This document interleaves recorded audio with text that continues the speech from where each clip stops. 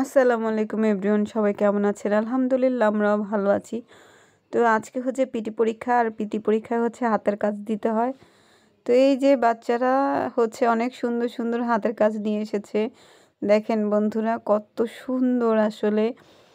তো এগুলো ওরা এনেছে, কেউ কেউ একদম নিজ হাতে বানিয়ে এনেছে।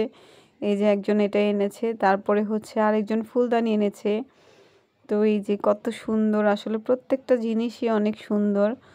তো এই যে এটা হচ্ছে আরেকটা মেয়ে, ও নিজ হাতে বানিয়ে এনেছে এগুলো সব ক্লে দিয়ে। আর একটা এটা হচ্ছে কলা, ও ও নিজেও বানিয়ে নিয়ে এসেছে বন্ধুরা।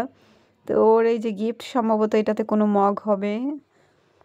তো ও কিছুই আনেনি, ওকে জিজ্ঞেস করলাম। তারপরে এই যে ওর আম্মু হচ্ছে এই যে বোতল দিয়ে এটা বানিয়ে দিয়েছে, এটা খুবই সুন্দর।